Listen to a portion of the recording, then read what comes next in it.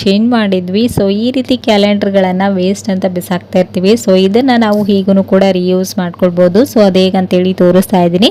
ಇಲ್ಲಿ ನೋಡ್ತಾ ಇರ್ಬೋದು, ಮೊದಲಿಗೆ ಈ ಕ್ಯಾಲೆಂಡರ್ನ ನಾವು ಒಂದು ಕಾಟನ್ ಬಾಕ್ಸ್ ಒಳಗಡೆ ಹಾಕ್ಕೊಳ್ಬೇಕು. ಈ ರೀತಿ ಈರುಳ್ಳಿಗಳನ್ನು ನಾವು ಎಲ್ಲಾದರೂ ಒಂದು ಬುಟ್ಟಿಯಲ್ಲೇ ಹಾಕ್ಬಿಟ್ಟಾಗ ಏನಾಗುತ್ತೆ, ಇವಾಗ ಸ್ವಲ್ಪ ಕೂಲ್ ವೆದರ್ ಇರೋದ್ರಿಂದ ಹಸಿಗಡ್ಡೆ ಇದ್ರಂತೂ ಒಂದು ಕೊಳ್ತೋದ್ರೆ ಸಾಕು, ಅದ್ರ ಜೊತೆಗೆ 4 ಈರುಳ್ಳಿ ಎಲ್ಲನೂ ಹಾಳಾಗ್ತಾ ಇರುತ್ತೆ.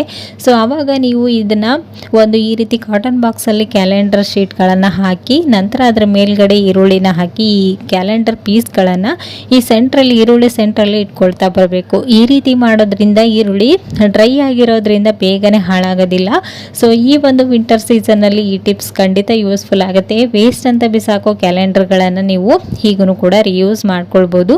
ಸೊ ನೋಡ್ತಾ ಇರ್ಬೋದು ವಿಡಿಯೋದಲ್ಲಿ, ಈ ರೀತಿ ನೀವು ಬಾಕ್ಸ್ ಒಳಗಡೆ ಕ್ಯಾಲೆಂಡರ್ನ ಇಟ್ಟು ಮೇಲ್ಗಡೆ ಈ ರೀತಿ ಚಿಕ್ಕ ಚಿಕ್ಕ ಪೀಸ್ಗಳನ್ನು ಈ ರೀತಿ ಹಾಕಿ ಇಟ್ಕೊಳ್ಳಿ. ಗಾಳಿ ಆಡೋದ್ರಿಂದ ಈರುಳ್ಳಿ ಬೇಗನೆ ಹಾಳಾಗೋದಿಲ್ಲ. ಸೊ ಈ ಒಂದು ಟಿಪ್ಸ್ ಕೂಡ ಖಂಡಿತ ಯೂಸ್ಫುಲ್ ಆಗುತ್ತೆ. ಒಂದ್ಸರಿ ಟ್ರೈ ಮಾಡಿ ನೋಡಿ, ಓಕೆನಾ. ನೆಕ್ಸ್ಟ್